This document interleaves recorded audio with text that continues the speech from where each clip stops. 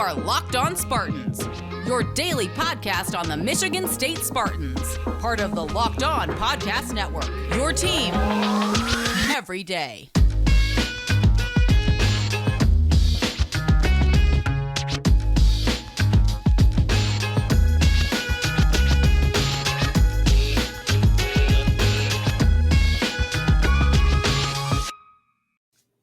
Locked On Spartans Nation, how on earth are you fine folks doing? Hey, you're probably very delighted if you're watching on YouTube because you already know that it's not just me on the screen today. After starting this week, old me, just going solo dolo, finally, I got someone else on here to give you all some relief. Let me point in the right direction. It's Carter Elliott of Sleepers Media. I'm so bad at this. I can't even point in the right direction. This is how good I'm doing on YouTube so far. Carter Elliott. You know what? I'll stop babbling. How on earth are you doing, man? You doing okay? Hey, I'm doing great. I appreciate you inviting me to have me on. I think it's a great time and a great idea to talk about some positive things because I'll let you know right now, when it comes to Michigan State, I can sometimes be just a tiny bit negative. So I'm all for the positivity. I'm with it. Well, you've come to the right place because if you heard me talk about the offseason at all, hey, we're gonna talk about rosier things right now. Okay, so this is a very exciting episode for two reasons. One, I'm calling this right now the Memory Lane series. I don't know, couldn't think of a better name than that. So, this is just we're talking about guys.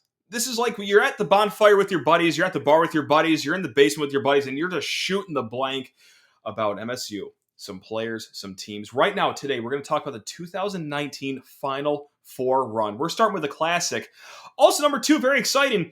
Carter, this is the first time we've spoken to each other. I love the work you do at Sleepers Media. You're a great follow on Twitter, but we've never had interaction before. So what better time to break in something new with a dapper gentleman like yourself that I've never met before? But hey, I know your vibe.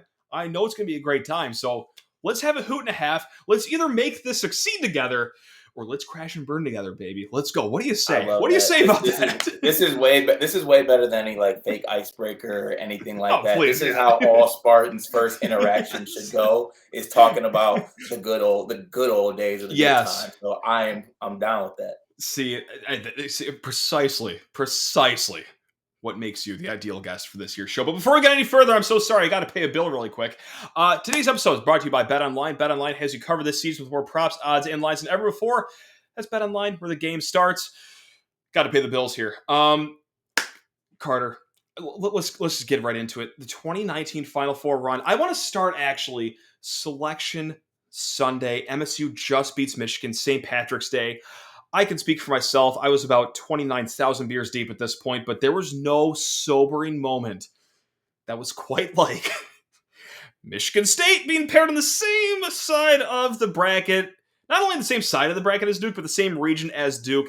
How do you replay Selection Sunday in your head? Take me back to the mind of Mr. Honestly, it was the same kind of shift as you. So my birthday is March 15th. So the time between the tournament and the Big Ten tournament and the actual tournament coincides. So I was in Chicago for St. Patty's Day. I was there. I was there for the Michigan win. It was I'm getting tears in my eyes. Think about how happy I was. I'm sure. Michigan for the third time that year. It was absolutely beautiful seeing Iggy Brasdakis just hurt in all types of pain. I mean, it was a beautiful sight, but the amount of hype and the amount of happiness I had really went down quickly after that because the way I thought of Duke that season, I mean, Cam Reddish, RJ Barrett, Zion Williamson, that team scared the hell out of me. And I was like, you're telling me we got to go through a gauntlet and kind of hell here because I was high on that LSU team that year as well, just to get a chance to play this Duke team. And I'm like, oh God, I was like, if once we get to this matchup, we'll take it from there, but let's just get there. Sure. And then we'll give Duke our best shot. But I went from extremely happy after the Big Ten tournament to just like, oh, damn it, why Duke? Right. Why Duke? Right. And like the thing is with Selection Sunday is that every single year, every analyst talks about the matchup that's going to happen in the Elite Eight that, oh my God, they can't wait for. But it never actually happens. So the only thing that gave me solace that night is like, okay, everyone's talking MSU Duke, how great it's going to be. But like, it's not actually going to happen because like it never does. Like this last year, everyone was talking about Duke and Zaga. It didn't happen. Like everyone was like, lo and behold, of course it happened, but we're going to get there eventually. Like you said, LSU, sick team. Tremont Waters, he struck fear in my mind. And I'm such a sick person that even though we absolutely mollywopped Minnesota earlier that year, like I thought, what are the god bleeping odds? Like we're getting a Big Ten team. We get a Big Ten team in the second round, but then before that, the Bradley game. And listen, I know how it. I know how it ended. Like I know everything turned out okay, but like it still hits me to my core. I still can't talk about it like an adjusted adult because I was terrified. I was terrified during the whole game. It was horrible. Where were you for this game? I just have to know. And physically, where were you for this game? And mentally, where were you from this game? Because these are two very separate questions that, like, you can't talk about the 2019 Final Four run without talking about the Bradley game, which was so hairy for the first 35 minutes. So I'll let you in on kind of how I operate as a Michigan State fan as far as watching games, because everybody operates differently. Like some people kind of want to watch it with other people. Some people want to go watch it. I mean, at I don't know, Michigan State bar, something like that. When I'm watching games, I got to be really locked in. Like I'm like extremely locked in. Even my wife sometimes like, are you even like, is anything like around you? Are you aware of your surroundings? Because I really won't be. I'll be like sitting there on the couch, just absolutely locked in. Yelling at the screen, yelling things out loud. But I just remember sitting on my couch and I'm scrolling Twitter while the game's going on. I was like, oh my God, like this is it. Like we have this great season, win the Big Ten tournament, do all this, have this great team, have this great player in Cassius Winston, and we don't even get to Duke because we blow it against the Bradley Braves. Like I was just like, I was going through it, and thank God we got through that game because I don't think I would have been able to handle it. That just would have been the worst. Oh, I would not be here right now. And by not here right now, like I wouldn't be hosting a podcast right now, a Michigan State sports podcast. Like I would have been done with sports. I think like I would have converted my life to like I'd be really big into fishing or something like that, or I don't know, like I'd be really into backgammon. Put your energy elsewhere. We were the 2 seed that year, right? The 2 seed overall. We were the 2 seed, and like here's the thing too. So once again, the 15-2 jokes start coming back up. Right, I was like, dude. Oh. Because the year before that was where everything went wrong at Little Caesars Arena against Syracuse. The year before that, we got ushered out against Kansas, but like, okay, whatever. Young team, understandable. But the year before that, okay, 2016, I don't need to go any further, but yeah, the Middle Tennessee State game. I know that's 3 whole years, but like, I remember that during the first half, like, it might as well have been 2 weeks prior. Then that game was 100%. Like the flashbacks were still extremely vivid in my mind. So I was tripping watching. It was horrible. Game. And if anyone else out there, like, because this is back in the day, like when I worked in an office and we had a watch party for this thing, and like my coworkers who don't care about basketball. Imagine that, just only being like a fair weather basketball fan, not someone who like literal lives and health depends on how good college athletes play on any given day. Like I remember like Bradley scored like to keep it tight in the first half, and like my coworkers were like, oh my God, they're gonna do it. I'm like, I'm about to murder someone. Or the people who are just watching because they want to see upsets, and I'm like, we don't. Yeah, it's my bracket's gonna be busted. It's like, yeah, my life's gonna be busted. How about that? Like my whole livelihood is gonna be busted. Like I'm gonna light my car on fire in the parking lot if this goes south right now. But anyway, it's like, so I had to like, and it was like I had to play cool. Like the clients were in the room. I'm like, oh yeah, that's. Yeah, well, it is a pretty close game, isn't it? Like, what the going on right now? And but I couldn't erase the thoughts of 2016 out of my head, but then luckily down the stretch, okay, you know what, tell me how you felt during this, because this was the single worst 90-second stretch of my entire life. And I don't know if this speaks to like how lucky I've been in life perhaps, or no, I like to think it's this actually, how horrible of a moment this was. MSU's up 7 points, and then within 1 minute of game time, Bradley goes on an 8-0 run in the second half to take a 1-point lead. Crowd is on their side.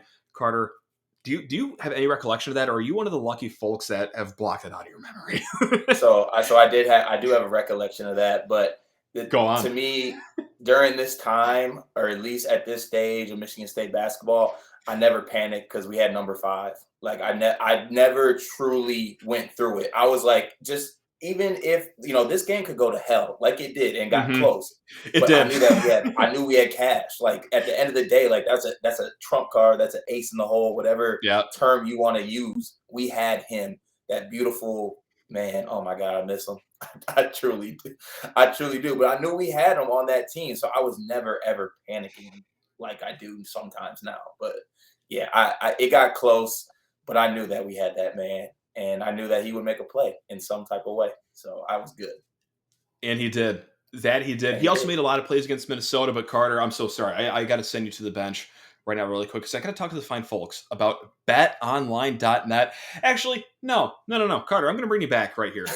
What is your favorite series going on in the NBA right now? You're going to help me with an ad read. I never have guests help me out with ad reads, but you're such a great guy that I'm going to help you. Have you help me out here. So do you want my favorite series or my favorite series to bet on? Yes. All the above. Anything you just said right there. Yes. Favorite series is Grizzlies and the T-Wolves because I just love 2 young teams going at it. That's been awesome. Yeah. Best money that I've made during this whole thing is betting on the Mavericks. And without Luka, there was unreal value, still value, even with Luka in.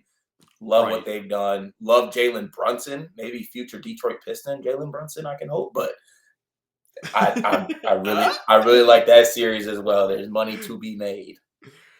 Well, or money to be lost because I love that series as well. And your boy over here wagered on the Jazz a little bit. And then also I put some money on the Brooklyn Nets to win their series against the Celtics. At this time, it might be hard for that bet to cash, but there's still a lot of postseason left. Who's to say? Regardless, I'm paying a lot of money to betonline.net. And you know what? Hey, it goes full circle because, I guess they support the pod here as well because they're just fantastic. Well, they're not just fantastic. They're actually the number 1 sports betting site, app, whatever you have in the entire world. They are the number 1 spot for all your sports betting stats and sports info. Find all the latest sports developments, league reviews, news, including this year's basketball playoffs and start of the Major League Baseball season. That's right. BetOnline is your continued source for all your sports wagering information from live betting, playoffs, esports, and more. Even though I am not doing so well in NBA playoffs, you know what? BetOnline makes it so much fun because I'm going to win that money back in their awesome NFL draft props that they have. So head to the website today, use your mobile device, learn more about the trends in action. That is at BetOnline where the game starts.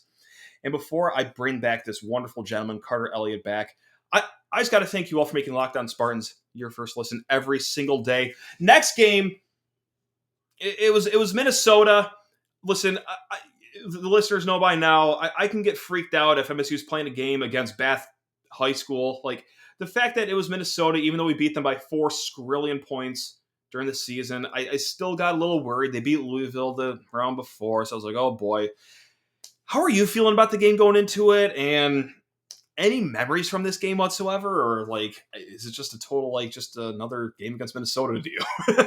It was, I had a couple of things going on. One, Minnesota wasn't playing at the barn. And this was during the time where no matter what Minnesota did during the year, playing at Minnesota was like playing another team. They were a damn near top 15 team at home, but they get them on the road and they look like Nebraska. Like it was really weird the way they played. But I'm also a believer in it's hard to beat people 3 times or multiple times. So that was a thought in the back of my head. But honestly, after the Bradley game, it was a real big sigh of relief for me. I was like, we just got to get past that first one. And Minnesota didn't really strike that much fear in me, to be honest with you. So I was pretty cool, calm, and collected. I was honestly more locked in to who Duke was playing and the fact of the matter that, I think it was who was it? Might have been Virginia. Central Florida. Aubrey Dawkins at the rim off the alley-oop. Couldn't just put it in. And Taco Fall, just they took him to the brink and they really had him. They could have beat him. I love Taco Fall. Great player. I'm sure he's a great guy. Tall for nothing that game, though. I was so... You know what? Yeah, I'll add my 2 cents about the Minnesota game because honestly, I was like you. Like, okay, like I knew that Minnesota didn't cause a threat, but I got worked up over it because, like, okay, Big Ten, like they know us who we are. And then we're up, what was it, like 11-2 after the under 16 timeout? And I was like, oh, it's Minnesota.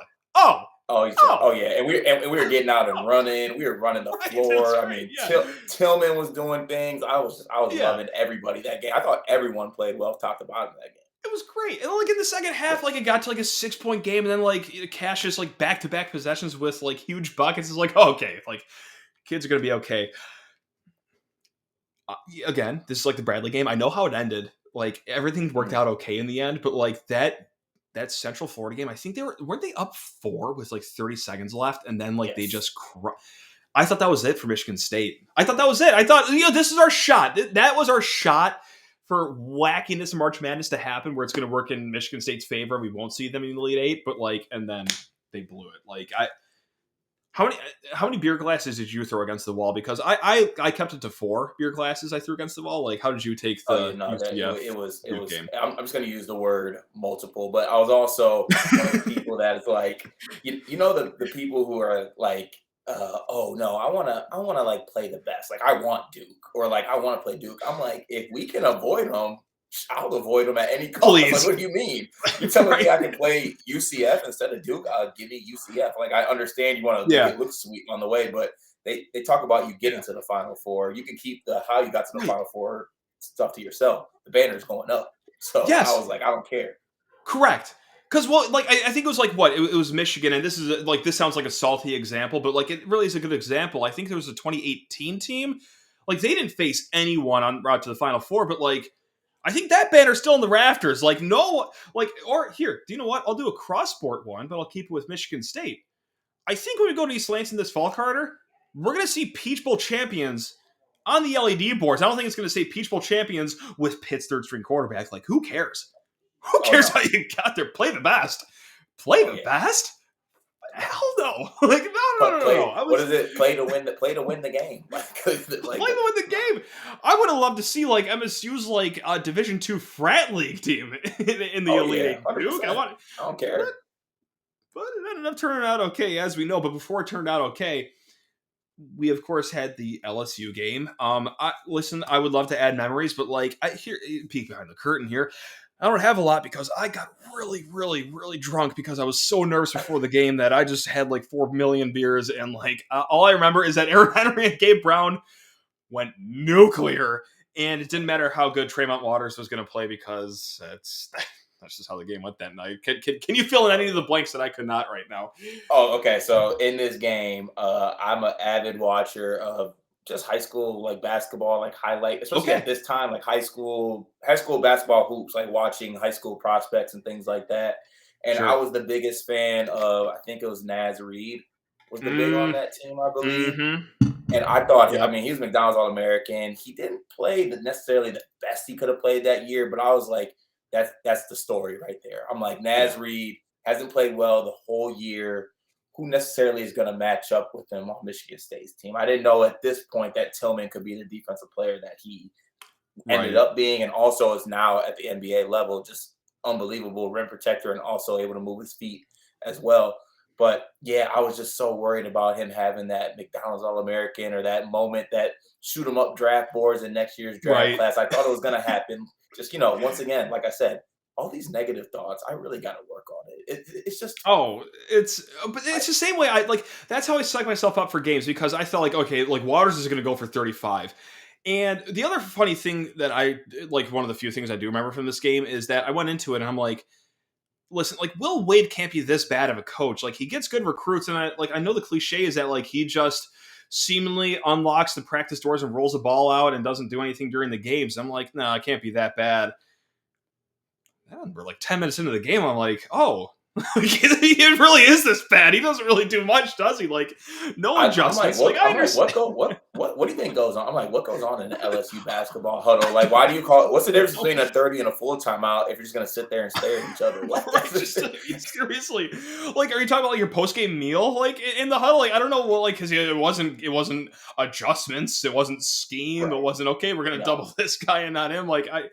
So I was like, oh, like Will Wade just hands out bags and that's it. And well, like, hey, look, it got them to the Sweet 16. I guess that's fine. I guess that's admirable. But you know what else I remember from that night, though? In another sobering moment, a lot of sobering moments during this Final Four. And I'll tell you what, like, usually my go-to for a night after drinking is like I chug a Gatorade really quick. I wake up and I chug another Gatorade. However, seeing Duke get away with another game that night as Virginia Tech airballed a layup to, I think, either tie the game or win the game at the end.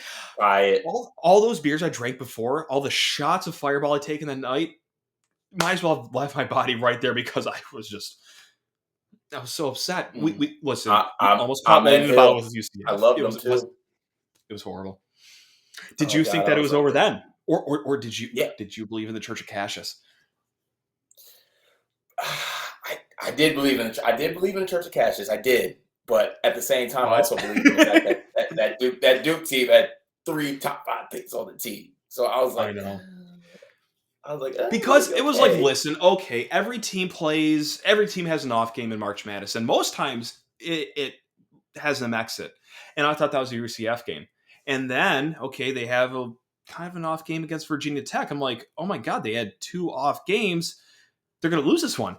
How great's this? And then it's like, okay, well, this third game, like, they're going to turn the god bleeping Jets on, and it's sayonara. Like, talk to me about, I think it was, because MSU played on a Sunday. Talk to me about that Saturday leading up to Sunday's tip against Duke. Were you vomiting in a bucket the entire day? Or were you able to live an actually healthy life on Saturday? Because I wasn't. No. I was in shambles. I actually went up to, so I played at Albion College, and we had a alumni game that Saturday. So I played in the alumni game, and then went out with all my former teammates and friends from college and stuff like that. So the whole time, we're out, I'm just in my head, just thinking tomorrow at this time, how am I going to feel? What am I preparing for tomorrow? Am I going to be happy? Am I going to be sad? I was just I was going through it. That was stressing me out, making me drink more. Ended up being hungover that Sunday. And I was like, damn it. Let me lock in. So, I had my blue Powerade. I had a pizza order for the game. And I was like, let's just lock in. God bless us. We have Cassius Winston. Let's see what we can do, fellas. Why not? Why not us? That was the phrase I was using. Just why not us? Let's just go out there and hoop. You had to figure it out. I started to get an inkling that it was going to be okay for Michigan State. Hey, I don't want to get it twisted. I did not think we were going to beat Duke. I want to just be very upfront about that right now. But I got the inkling that it might be okay because I think Duke in that game in Vegas was 1.5 point favorites. And that didn't make sense. To me, that was Vegas wants people to unload their money on the Blue Devils right now. And when things stink in Vegas, they usually stink out loud, but we woke up and we we were me and my family, we were going to go to, and friends, we were going to go to a bar. We had reservations for a bar to go watch a game at. And then I call my dad and I'm like, where do you want to watch this game? And we're like, let's watch this at home. This was a game you had to watch in private. I did not want to be around people. I didn't want to deal with just a crowd or if there's a stray Duke fan or a Michigan fan. I just didn't want to deal with it. So I was like, no. Privacy of our own home this game. And it started okay. It was fine. And then next thing you know it, MSU's down 10 in the first half. And I think I tweeted out I have friends bringing up time to time. I think I tweeted out well, it was a good run. Gave it her all. I'm like, it's cool. And then Church of Cassius comes to town.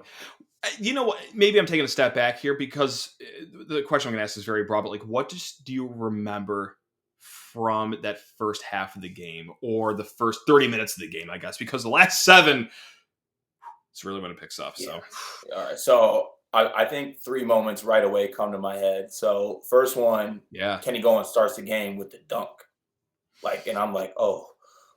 all right, got that first one. He dunks it. It's time. He's like, and I'm immediately up on my couch. I start standing up, yelling like, "Come on, let's go!" Like they don't want to play. Like start saying all this stuff. Right, let's go. And they don't want to play. They ain't ready. Don't want to play. They ain't ready. They don't want to play. They don't really want to play. But I love that. I remember the Matt McQuaid dunk, and I'm just like, oh my God, over legendary Laurier. And I'm like, oh my God. So actually, it's 4 moments. Then I remember Duke taking the lead, and I'm panicking just like you did. And then I want to say it's the last maybe like 2 to 3 minutes of the half. Cassius goes on like a little personal run. He gets that and one floater. And then I'm like, okay, now Cassius like wants to play. Like he's here. Like, and that dude across from him can't check him. And I'm like, all right, I'm feeling really good. And now I'm at the mindset where I'm like, all right, let's go win this damn basketball game. That's why that was my takeaway from the first half. I was like, okay, we weathered that storm. Now we want to be here. We want to hoop. Let's go win the game. Why not? Like that was just crazy to me. And then like at the very end of the first half, Duke inbounds the ball, but like they just throw it straight to Michigan State, and then like there was a chance to go up. I think it was like 6 or 7 points at halftime. But what, like the boys are up 4, and I remember being like, when we're down 10, like I will drain my 401k right now on the spot, which like isn't a lot. Let's be honest here, it's not too much. I would drain the whole thing though to just be down only 6 points, and then we're up 4 at halftime. I'm like, are we cooking right now? Like are things going to be okay? And I also thought to myself, I'm like, what we saw from this Duke team, at least in the first 2 games, that when stuff gets, when game gets tight, they might have that number 1 pick. Right. They might have Cam Reddish and RJ Barrett, but that you know what I'm saying, that pressure butthole gets real tight when the game gets tight. You're supposed to win that basketball game. Big time tight. And I also learned some things during this game too, like especially in the first half. It's like Cam Reddish really kind of is struggling. So for like, I know he's going to be a top 10 pick coming up here, but like, okay. And also like, and I'm dialing it back here to Selection Sunday, but like I remember that night I'm looking up Duke's team because you never look at your current opponent, you always look at who the worst situation can be. And Jack White that year, who was supposed to be this great 3-point shooter for Duke, like I think he shot like negative 14% that year from 3. And I remember like thinking like, but like the cream is going to come to the top against MSU. So like this kid's going to go for 18 points on 6 of 7 shooting from behind the arc, and it's all going to happen in the second half. Right. And I'm just going to walk into an ocean and never turn around. Like it's going to be one of those days. But luckily, hey, it turned out okay. And then the second half starts. I thought it'd be, and I don't want to get his name wrong, Trey Jones, the point guard. That sounds right. Here, I'll go ahead and I always get him and Tyus mixed up, but Trey Jones on that team. I was like, this is the game where he's gonna, shoot extremely well. Yeah, and I was like, God damn it. Right, we're gonna it's our reckoning. It's time. Right, it's just time. It's time to like, hey, didn't happen. Like I tweeted in the first half like an idiot. Like, hey, it was a good run. We had a great season. It was fun. Hey, Big Ten tournament title. We beat Michigan 3 times. Made it to the Elite 8. It was fun. But sometimes you just run into a team with 3 top 8 draft picks in the following NBA draft. The last 7 minutes go on. I don't even know how to set the table for that question other than just like think of the worst day of your entire life, but talk to us how it turned into the best day of your entire life. That's pretty much how it went on my end. No, that's literally what it is. So like in the last 7 minutes, I'm literally, I can't sit down. I'm like, I'm being dramatic. I mean, I'm a little dramatic during these games, but like I can't sit down. Sure. I can't, like, it really seemed like a blur at the time. And I'm just like, oh my God, like we're in this game. We have a chance. And just to skip forward to the moment, I'm like, okay, Tom, I love you. My king coach, just drop something for Cassius. Do it. Time. This is his moment. Like, this is it. Like, do a ball screen and let Cassius be Cassius. And I just remember seeing the play develop. And I'm like, wait a goddamn second. Is that a back screen? And then he passed it to Kenny. And I'm like, oh shit, Kenny's kind of open, but Zion's closing out on him. I'm like, oh my God, he's going up to shoot this. Right. And I just remember seeing the ball in the air, and I'm like, it was like slow motion. And I'm like, oh no, like the fate of this game is like on a Kenny Goins 3. And I love Kenny. I do, of course. But that's not who I wanted. that's not who I thought it was gonna be drawn up for. But he hit that shot, and I'll never ever say a bad word about that, man. I think I stated the phrase that I was going to name my first son Kenny Goins after he hit that shot. I thought it was sure. Oh, It 100% was it was. And like before that, leading up to it, because like it was the Zion Williamson show, and like the last 7 minutes is a blur up until the Kenny Goins shot. But the one thing I do remember is thinking that son of a bitch, like we're going to be watching these highlights for the rest of our time if Duke wins this game. Like Zion's going to have this great NBA career, and anytime they start his his career highlight film, you got to start with the MSU game where he just took over the game, and it's like, oh my god, please stop. But then Kenny hit the shot, and I had the weirdest reaction because obviously, hey, we us State fans, we all talk about this game and Kenny's shot, but like I remember distinctly what happened. My dad's on the other couch. He gets up, he freaks out, he screams. I just remember looking down at my shoes and I almost threw up on my own feet because I thought oh my god, it's time to go. Like it's time to win this game right now, and this is gonna hurt so bad now. It would have sucked regardless, but the fact that Kenny just buried that shot late in the game, it's like, oh my god, that is a storybook ending. I can't think of a better way and it's like all these thoughts enter my head like in the 2 second span after. It's like, what a storybook ending. This is great for him. This will also hurt so bad if MSU loses this game. And I was like, oh my god, disgustingly bad. And I was like, I could feel it in my throat. I was like, oh my god. And then Carter, we learned how bad a free throw shooter RJ Barrett is. Thank you for being so horrible. It was great. But wait, hold on. If I remember correctly, didn't he miss it and then it went out of bounds? And I'm like, oh god, like it went off of us. Yes. Somehow they're gonna get the ball back and then they're gonna wide open they're gonna get a second chance. And I'm like, oh, like that's not how I want to go. I think that's what it was. I think it was a wide open three, and then I thought I saw my light flash from my eyes. I was like, oh, that's right, the top 5 pick. Is gonna cash this one, and I'm gonna be the saddest person in the entire world. But then it was like, did that even graze the rim? And then it was extremely broke.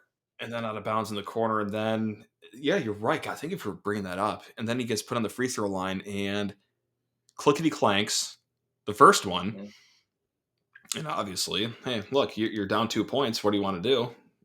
Yeah, you want to miss the second one, get the rebound. But he was so bad of a free throw shooter. That's a sign of a true bad free throw shooter. You're making one you wanted to miss. Like that's the true sign. Not just that you clanked it. You also are making one that you literally went up there not to make. Yeah. He thought he was me right there. Because I'm not gonna claim I'm good at basketball. He thought he was me out there. He just clickety clanking. Oh my god, I accidentally just made that. That's the only way I make shots. So yeah, and then the inbounds pass.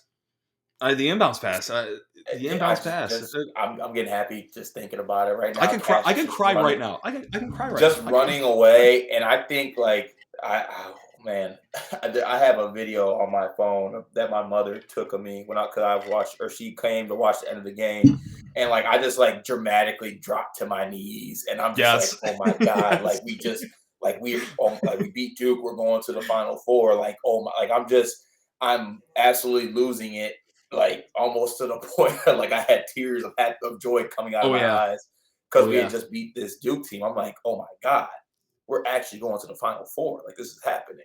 I was just so happy. It was amazing. And my wife did the same thing. She recorded me. I had no idea. And then when the ball was in, the best thing is the ball was inbounded and no one was on that side of the court. It was a brilliant play by Cassius, brilliant find by Xavier. And it was oh my, we just beat Duke. Duke. And I'm running around the house. Oddly enough, listen, I do a lot of weird things, but in the video, someone pointed this out on Twitter after I posted the video, I high-fived myself in the video. I don't know, I just you talk about blacking out, and listen, hey, I had 2 beers that I nursed for 3 hours that game, so I know it wasn't the booze, but I blacked out at the end of that game. I apparently just high-fived myself after that. I was on outer space after that game because I rode that high for, listen, hey, I get it. The Final Four did not go well. Texas Tech beat us. Listeners have heard me talk about this ad nauseum. I think Texas Tech was kind of just a better team, and also Virginia was also a really good team too. I still rode that high for 3 months though after the game. The fact that you beat Duke to go to your 8th Final Four with Duke's 3 top 8 picks, okay. There's still nothing better to me, even talking to today, than Coach K being sad. Coach K's sadness beautiful. brings me happiness. Like that's a Yes. direct correlation. So like Yes. I was happy with that. But to go against your point though, I was not able to enjoy the Duke happiness as much as I wanted Understandable. because in my head, I can still remember it. I replay the corner three in the Texas Tech game that Matt McQuaid had, and he was wide open. And he had hit so many shots for us that year. And what he did in his senior year was just like perfect Michigan State trajectory on how a player should go, and him having his moments during the year. Even in that Big Ten championship game, all those shots he was knocking down, like Matt McQuaid's trajectory as a Spartan was just absolutely a beautiful thing to see. And for him to miss that wide open corner three, I know like he's hitting that 9 times out of 10. So that one hurt a little bit. I totally understand it. Believe me, I do, and I don't want to come off as like, oh, you should be happy with the final. Yeah. The only thing that I want, like, listen, hey, the national title didn't happen. It sucks. Hey, listen, I'm sad about it. Like, yeah, but the consolation being an 8th Final Four and then beating probably on paper Coach K's most talented team, like, right. Like, hey, if that's loser talk on my part, then okay, you know what? Fine, I'm a loser then. I don't know what you want me to say. Like, I'm pretty happy with how that whole season ended. Big Ten title, Big Ten tournament title, Final Four. Yes, you fell a little short in the Final Four. Of course, national titles are very fun, but like, it's hard to make a Final Four. It's very hard to make a Final Four, Carter. It's not. Sometimes people forget that it's hard to make a Final Four. It is. Sometimes I feel like a lot of times people forget that. Yeah, but like it's probably the most fun Final Four team to look back on. I guess this is how we'll end it. Like the 2019 Final Four team, and hey, Carter, keep in mind we're State fans, so there's 8 of them to look back to on Tom Izzo's tenure. What's your favorite Final Four team to look back on? Is it the national title team going all the way back to 2000? I know that we were both young during that era, or was it this 2019, or is it a different one that comes to mind for your favorite Final Four? So honestly, 2019 was my favorite because of the makeup of the team. This sometimes comes across as a hot take when I do say it, but Cassius to me is the best Michigan State point guard. Can't argue it. Like I respect Magic Johnson and everything he did, but also like I'm a guy that I was born in '93. I didn't get to watch. I wasn't a State fan. I wasn't even on the earth. Like when it comes to point guards, what he did for the program and the moments he had. I mean, that year especially, Big Ten Player of the Year, first team All-American, like everything and all the moments he had. Like I love watching Cassius Winston play basketball. So I love that team. I really did. Man. It's hard to like because I'm born in '92, so I'm not far from you. But like for guys our age or even younger, hell, even older, like who am I kidding? It's like it's very hard to not have Cassius at least on your Mount Rushmore, not just of MSU basketball players, but just like of MSU Spartans in general, right? Yeah. And like, like he's squarely on there. And like, hey, MSU has so many good point guards, like you said, Magic Johnson, Mateen Cleaves, like Kalen Lucas. Yeah, he was pretty good. My guy. Yeah. Travis Trice, let's go one time for him. But like, really, like, there's so many great point guards, and like, in the Memory Lane series, which we just kicked off with, not a better guest than this gentleman right here, Carter Elliott. Like, I thought this went great because Carter carried this whole thing. We'll probably do a podcast on Kalen Lucas or the Cassius Winston era, or like even the Mateen Cleaves era. So like, I think hopefully here we'll do a lot of them. But Carter, you're the man. I had a lot of fun just. Hey, hold on. You definitely got to do that run with Trice and like that Trice run in that tournament. The 2015 run? Absolutely. Yeah. Yes, no question about it. That definitely got to be spoken about because that was a very enjoyable run as well. And better yet, I'd love to have you on again in the future, hopefully. But hey, if you like Carter and his voice and everything that they're doing, we had Greg Waddell not on too long ago. Like they do fantastic thing for Sleepers Media. Go check them out. Carter, you're the man. What's it like just being as great as you are? Just talk to me about that for a minute. That's the last question. That's the last question. We'll end on it right there. Yeah, you know what? You're hyping me up a little bit too much, but I appreciate it. I appreciate not enough. Not enough. It was good. This was a great first interaction, like actual talking to each other. So I much appreciate it. I had a good time. I'm down to come on whenever. You have open invite to come on to Sleepers as well. Would love to talk about you. You know, talk about college hoop, basketball, all that, please do. don't threaten me with a good time. I'll happily join when you guys want me to. And I feel like we can watch a game together. There would be vomit on the floor on my end, a lot of fist pumping from your end. Like it'd be a great time, but also like just a lot of like despondentness. But at the end of the day, when the win happens, whew, shots up, baby. Let's go. Let's hope you like some cinnamon whiskey on your end. So that's I'm a Spartan. I love it. Sure, yeah, right. It just comes out of the tap in East Lansing. You know how it is. It's great. Man, Carter, this is a great time. Hope you enjoy the rest of your week. I hope all of you guys, Locked on Spartans listeners, you guys are the best. Love every single one of you. Everyone, go green. Let's enjoy the rest of our week. You guys are the best. Appreciate you.